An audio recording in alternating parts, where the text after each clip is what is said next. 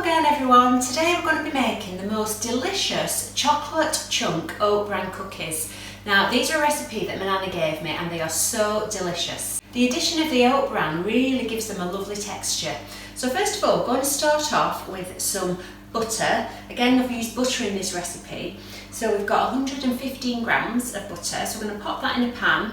We're going to melt that on a low heat with 2 tablespoons of golden syrup. So again, if you just make sure that your tablespoons, just flat tablespoons. So we've got 1, just help that out of there, and then another 1. So we're going to melt the butter and the syrup just on a low heat for about 3 or 4 minutes until it's all just about melted. We don't want it boiling, hot, bubbling, we just want it so it's just about melted. Okay, so I'm just going to melt that now. Okay, so while that's melting, we're going to weigh out our dry ingredients. So we've got 340 grams of self-raising flour. We've got some caster sugar, or you can just use granulated sugar if you like. And we've got 170 grams of that, so in that goes. Now the magic ingredient in this recipe is the Oatbran, and it just gives the texture, it just makes it so like soft and melt in your mouth. So we have got, how much of this? 85 grams of Oatbran, so in that goes. And we're also going to put 2 teaspoons of bicarbonate of soda, and that just helps the cookies to rise. So just level teaspoons, so that's 1. At the end of this, 2 of those, okay. And then just to help the rising a little bit, we've got 1/4 of a teaspoon of baking powder, and that goes, and just 1/2 teaspoon of salt. Okay, so this is just 1/2 teaspoon, and in that goes. Okay, so once that's all in your bowl, just want to give it a little mix up, just to make sure that everything's evenly distributed for when we put the wet ingredients in. There we go. So while we're just waiting, what we're going to do is we're going to chop up some chocolate. Now this recipe has got in 150 grams of just any chocolate you fancy. If you want dark chocolate you can. I'm just using dairy milk in this. So I've just, I'm breaking it up into squares, and then all I'm doing, so that it's not too small and you get a nice big chunk of chocolate, I'm just cutting each one in half like that. So you've got a nice chunk of chocolate. And so we'll just do this until we've chopped all the chocolate up. Okay, so that's all the chocolate chopped up ready. What we also need in this recipe is an egg. So I'm just going to break an egg and just whisk it lightly.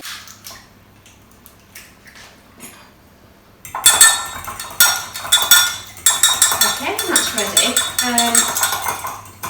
And then to the egg we're going to add some vanilla extract, and that just gives the cookies a nice little flavour. So we're just going to use a teaspoon of vanilla extract.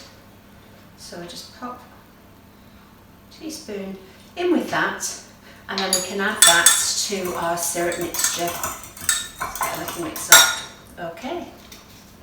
Okay, so my butter and syrup mixture is melted, and what I've actually done, I've left it about 10 minutes to cool, because once I add it to my dry ingredients and add my chocolate in, if it's too hot it will melt the chocolate and it'll all become just a bit of a mush. So it's had about 10 minutes. If you want to pop it in the fridge for 5 minutes or so, that's absolutely fine. So I'm just going to pop it into my mixture now.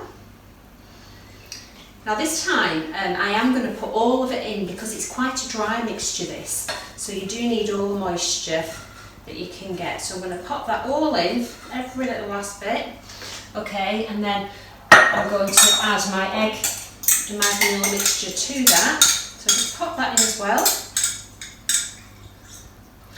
okay, and then I'm just going to give that a mix before I add the chocolate in, so just mix it all up.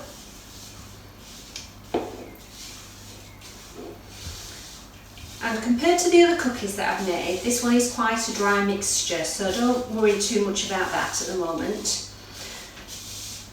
So we just want to have a look at the consistency that I've got right now. Okay, so you can still see some of the flour in that, but that's fine. I'm going to add all my chocolate in now, just like that, and then give it another little mix. Okay, so I'm just going to prepare prepare my trays with just some flour oil, just to stop the biscuits from sticking when they're in the oven. Okay, so my mixture now, it's still quite a dry mixture, but what we're going to do is we're just going to try and get a handful of it. Although it's quite sort of dry, you can, this time you've got to be a little bit more forceful when you actually make the biscuits. And I'm going to make them slightly larger than the other biscuits I've made. So a sort of a golf ball size really. I think last time I said a small golf ball, but you do need to just press them together just to get them to stick, and then just pop them on your baking tray. They will spread and they will rise, so just make sure that you leave enough space between them.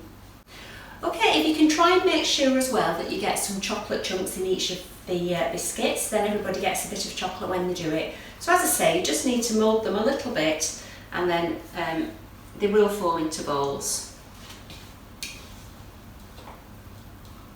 This mixture that I've done will actually make about 20 biscuits. Okay, so I've made all my cookies. Now some are a little bit bigger than others, but it doesn't really matter. So what I'm going to do before they go in the oven is just give them just a slight press down, just to make them into sort of a little biscuit mixture. Now these look like you think, oh, they're not very soft, but once they go in the oven they will sort of soften up, and hopefully will turn out. You never know with biscuits, sometimes you put them in and you think, why have they not turned out? So fingers crossed these will work. So I'm going to pop them in the oven now, 170, so that's about gas mark 4, and I'm going to test them after about 7 minutes.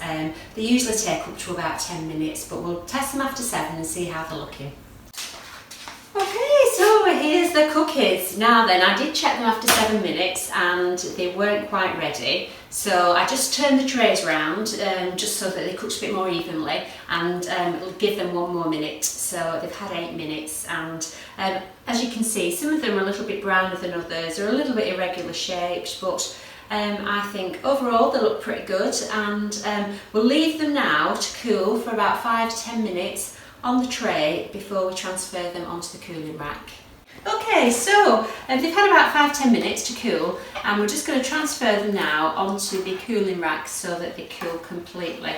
So just pop a knife underneath them and we'll pop them all onto the cooling rack. They are still slightly soft, but they're much better than when you just take them out of the oven and they're completely soft.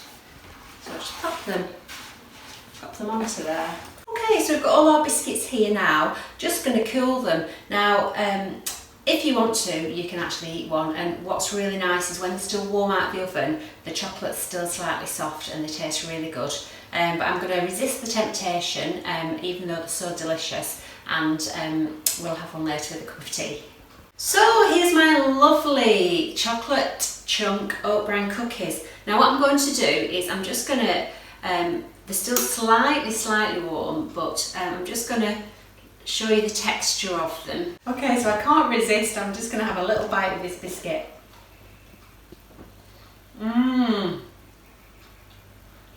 They are, I'm not just showing it, they are so good. If you've enjoyed my video, please give it a thumbs up, or feel free to subscribe to my channel. I'll put a list of all the ingredients in the description below. Thanks for watching. Bye for now.